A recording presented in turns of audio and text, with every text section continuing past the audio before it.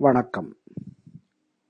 தஞ்சையில் கடந்த 15, 16, 17 ஆகிய 3 நாட்கள் நடந்த தனித்தமிழ் இயக்க நூற்றாண்டு மற்றும் உலகத் தமிழர் பேரமைப்பின் 9வது மாநாடு ஆகிய நிகழ்வுகளில் 2 நாட்கள் முழுவதும் ஒரு பார்வையாளனாய் கருத்தரங்குகளையும் மற்ற அமர்வுகளையும் கேட்டுவிட்டு கனத்த உள்ளத்தோடு வீடு திரும்பினேன்.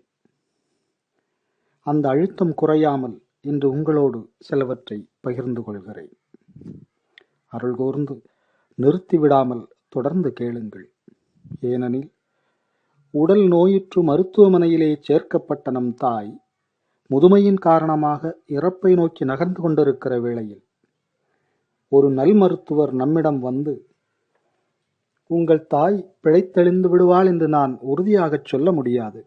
ஆனால் உங்கள் பொருளாதாரம் ஒத்து வருமெனில் இன்னும் 2 நாட்கள் வைத்திருந்து ஒரு கடுஞ்சிகிச்சை செய்தால் அவள் எழுந்துவிட 1 விழுக்காடு வாய்ப்புள்ளது என்று சொல்கிறார் என்று வைத்துக் கொள்வோம். நாம் என்ன செய்வோம்? சில லகரங்களுக்காக அந்த தாயை வீட்டுக்கு கொண்டு வந்து விடுவோமா? அன்றி அந்த கடுஞ்சிகிச்சைக்கு ஒத்துக்கொள்வோமா? இப்படியெல்லாம் நான் பேச காரணியம் அந்த மாநாட்டில் தமிழினத்திற்கு வைக்கப்பட்ட சில கேள்விகள்தான். உணர்ச்சி பாவலர் காசி ஆனந்தனின் கேள்வி முதலாவதாக வருகிறது. அவர் கொஞ்சம் நெடியதாய் கேட்டதை கருத்து சிதையாமல் குறுக்கிச் சொல்ல பார்க்கிறேன்.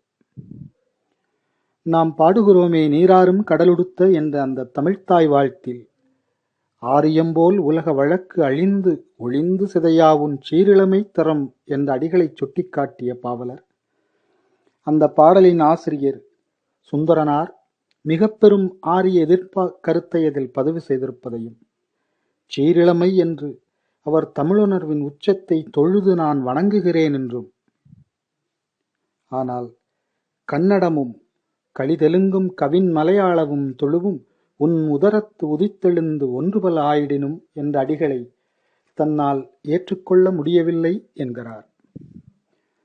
அது எப்படி என் தாயின் வயிற்றில் அவள் பண்பில்லாத குழந்தைகள் வந்து உதிக்க முடியும்? அந்த கருத்தை நான் ஏற்றுக்கொள்ள மாட்டேன் என்று சொல்லிவிட்டு உணர்ச்சி பாவலர் நம் முன்னே இந்த கேள்வியை வைக்கிறார். இப்பொழுது நம் கண்முன்னே நம் தாய் தமிங்கிலம் என்றொரு பண்பற்ற குழந்தையை கருக்கொள்கிறாளா? அவர் கேட்ட அந்த நொடியில் தொடங்கிய என் நெஞ்சாங்குலை அதிர்வு இன்னும் நிற்கவில்லை. கேள்வியை மீண்டும் சொல்கிறேன். நம் தாய் தமிங்கிலம் என்றொரு பண்பற்ற குழந்தைக்கு தாயாகப் போகிறாளா? அவள் இப்பொழுது அதை கருக்கொள்கிறாளா? அடுத்து 2வது கேள்வி மகளிர் அரங்கில் கேட்கப்பட்டது. அயல்மொழி மயக்கம் பற்றிய அமர்வு அது. அதில் பேசிய வழக்குரைஞர் அங்கேயர்கண்ணி அவர்கள், இன்று இந்த அறிஞர் கூட்டத்தின் நடுவே பேசுவதற்கு நான் மகிழ்கிறேன். ஆனால் ஒன்றை எண்ணி பார்க்க வேண்டும். இப்பொழுது தமிழ்நாட்டில் 12ஆம் வகுப்பு வரை தமிழ் கற்காமல் படித்து முடித்து விடுகிற வாய்ப்பு இருக்கிறது. இதில் படித்து உயர்கல்வி பயின்று வருகிறவர்கள்தான் நாளை ஆட்சியாளர்களாக அலுவலர்களாக வரப்போகிறார்கள்.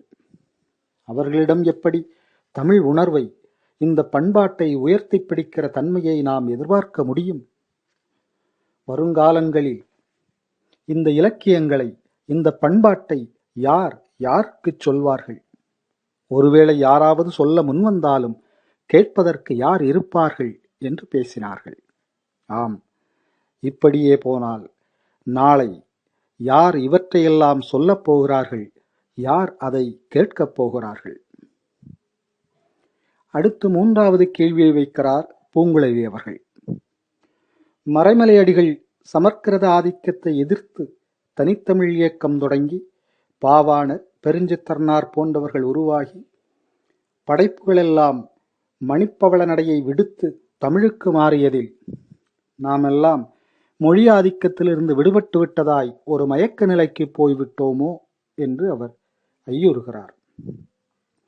ஆனால் இன்றும் கூட நாம் அந்த அடிமைத்தனத்திலிருந்து விடுபடவில்லை என்கிறார். அதற்கு அவர் வைக்கும் கேள்வி இதுதான். கோயில்களில் தமிழில் அர்ச்சனை செய்யப்படும் என்று பலகை மாட்டியிருக்கிறார்கள். ஆனால் நாம் யாரெல்லாம் தமிழில் அர்ச்சனை செய்ய சொல்லி கேட்கிறோம்?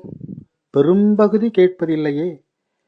அது முடிந்து சாமி என்று கையை குவித்து திருநீறு வேறு வாங்கிக் கொள்கிறோமே, அப்படியென்றால் இன்னும் அந்த அடிமைத்தனத்திலிருந்து விடுபடவில்லை என்பதுதானே பொருளாகிறது என்று இந்த கேள்வியை வைக்கிறார்.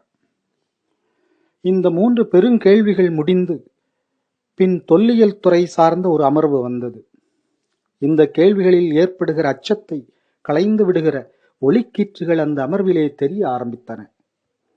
தொல்லியல் சான்றுகள் பற்றிய அந்த அமர்வு தமிழ் மொழியின், தமிழர் பண்பாட்டின் வரலாற்று படிமங்களை உலகுக்கு அறிவிக்க நேரம் போதாமல் விரைவாக முடிக்கப்பட்டது. ஒரு சிறு வருத்தம்தான். அந்த அமர்வே ஒரு நாள் முழுவதும் நடைபெற்றிருக்க வேண்டும். அதில் கிடைக்கிற வரலாற்று படிமங்களை, செய்திகளை வரும் தலைமுறைக்கு நாம் பயிற்றுவிக்க வேண்டும். அப்போதுதான் இந்த 3 கேள்விகளும் வெறும் கனவாகப் போகும். தொல்லியல் வரலாற்றுச் சான்றுகளை இலக்கியத்துடன் இணைக்க வேண்டிய பணிதான் இன்று நம்முன்னே இருக்கிற முகாமையான பணி. மொழி, பண்பாடு இவற்றின் வளர்ச்சி என்பது இதுதான்.